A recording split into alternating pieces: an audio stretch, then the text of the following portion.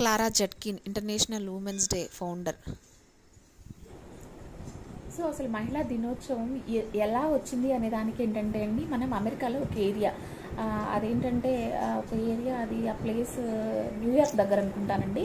So అక్కడ ఏంటంటే cotton మిల్లో work చేసేటువంటి లేడీ కార్మికులు ఉంటారు కదా, వాళ్ళందరూ కూడా మార్చ్ 8న అట్లాంటి టైం, అదే మార్చ్ టైంలోనే 1857లో వాళ్ళు సమ్మె చేయడం జరిగిందంట. సో మాకు కూడా స్వేచ్ఛ కావాలి అంటే, ఇంత వర్క్ చేస్తున్నా కూడా మాకు ఐడెంటిటీ లేదు అని చెప్పేసి ఒక పోరాటం చేసినప్పుడు క్లారా జెట్కిన్ అనే అతను ఇది గుర్తించి మనకి 1911 అంటే 1911వ సంవత్సరంలో సో మహిళలకి కూడా ఒక రోజంటూ ఉండాలి, ఒక గుర్తింపు ఉండాలి అనేసి సోషలిస్ట్ పార్టీ ద్వారా తను ఆమోదించడం జరిగిందంటండి. సో ఆ విధంగా మనకి వాళ్ళు పోరాడితే లేడీస్ కూడా ఒక రోజంటూ ఉండాలి, ప్రత్యేకించి వాళ్ళ యొక్క శ్రమని గుర్తిస్తూ మనము వాళ్ళని అభినందించాలి అనేటువంటి ఉద్దేశంతో క్లారా జెట్కిన్ గారు చేయడం వలన మనకి 1911లో మహిళా దినోత్సవంగా ఒకరోజు సెలబ్రేట్ చేద్దాం అనేటువంటి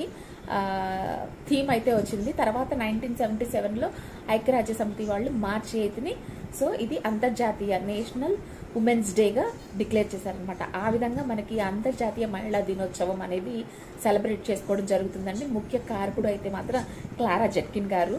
సో ఇది మహిళా దినోత్సవం యొక్క స్పెషల్ అన్నమాట.